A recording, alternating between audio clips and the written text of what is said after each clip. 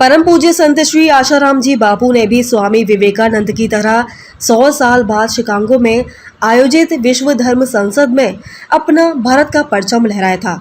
विश्व धर्म संसद शिकागो में माह सितंबर 1993 के प्रथम सप्ताह में शिकागो में विश्व धर्म संसद का आयोजन किया गया था, जिसमें संपूर्ण विश्व के 600 से अधिक वक्ता आमंत्रित थे। भारत से बापूजी को भी वहां मुख्य वक्ता के रूप में आमंत्रित किया गया था। बापूजी के सुप्रवचन वहां दिनांक 1 से 4 सितंबर 1993 के दौरान हुआ। ये आश्चर्य का विषय है कि पहले दिन बापूजी को बोलने के लिए केवल 35 मिनट का समय मिला, लेकिन 55 मिनट तक बापूजी को सभी मंत्र मुग्ध होकर श्रवण करते रहे।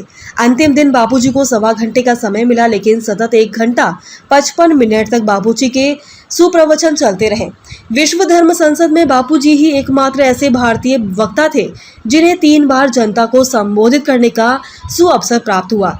संपूर्ण विश्व से आए हुए विशाल तथा प्रबुद्ध श्रोताओं की सभा को संबोधित करते हुए बापूजी ने कहा, हम किसी भी देश में, किसी भी जाति में रहते हो, कुछ भी कर्म करते हो, लेकिन सर्वप्रथम मानवाधिकारों की रक्षा होनी चाहिए। पहले मानवीय अधिकार होते हैं, बाद में मजहबी अधिकार। लेकिन आज जब हम मजहबी अधिकार में संकीर्णता में एक दूसरे से भिड़कर अपना वास्तविक अधिकार भूलते जा रहे हैं। जो व्यक्ति जाति, समाज और देश ईश्वरीय नियमों के अनुसार चलता है, उसकी उन्नति होती है, तथा जो संकीर्णता से चलता है उसका पतन होता है। ये ईश्वरीय सृष्टि का नियम है। आज का आदमी एक दूसरे का गला दबाकर सुखी रहना चाहता है।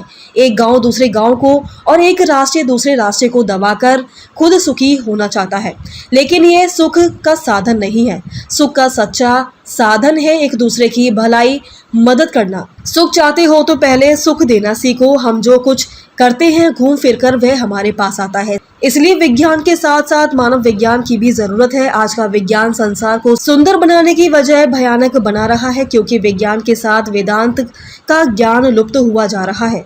बापूजी ने आह्वान किया कि हम चाहे यूएसए के हो या यूके के, या भारत के हो या पाकिस्तान के या अन्य किसी भी देश के, आज विश्व की सबसे बड़ी आवश्यकता है कि पथभ्रष्ट और विनष्ट होती हुई युवा पीढ़ी को यौगिक प्रयोग के माध्यम से बचा ले, क्योंकि नई पीढ़ी का पतन होना प्रत्येक राष्ट्र के लिए सबसे बड़ा खतरा है।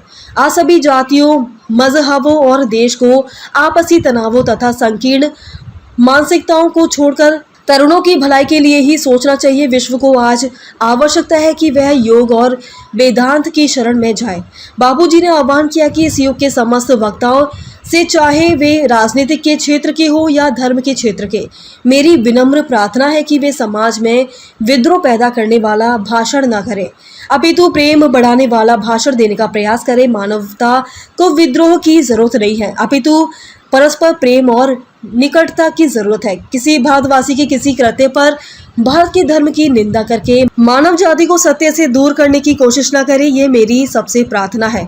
बार-बार तालियों की गड़गड़ाहट के साथ बापूजी के सुप्रवचनों का जोरदार स्वागत होता था। विश्व धर्म संसद में भी भाग लेने आए एक अफ्रीकी धर्मगुरु तो बापूजी की यौगिक शक्तियों से इतने प्रभावित हुए कि वे बार-बार नतमस्तक होकर आपके चरण चूमने लगे तथा दीक्षा प्राप्ति की मांग करने लगे। ऐसे ज्ञानी परम पूज्य संत श्री आशाराम बापूजी को भारत की न्याय व्यवस्था अपनी न्यायालय की प्रक्रिया में फंसाकर उनका अमूल्य समय तो खराब कर रही है, साथ ही भारत के सहित विश्व की जनता में ये संदेश भी दे रही है कि भारत में इतने उच्च स्तर के ज्ञानी महापुरुषों के साथ न्याय के नाम पर कैसा अन्याय किया जाता है।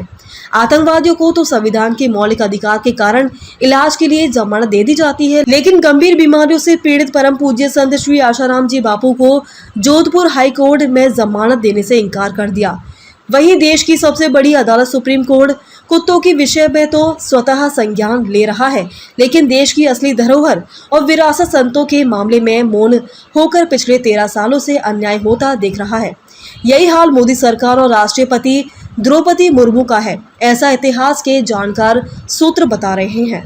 खबर को शेयर कर पूरे विश्व में पहुंचाकर विश्व गुरु भारत में सहयोगी बनकर बिना वर्दी के सैनिक की तरह आप भी अपना कर्तव्य निभाइए। देश और दुनिया की ताज़ा और विशेष खबरों के लिए देखते रहिए सैनिक गर्जना न्यूज़ चैनल। नमस्कार।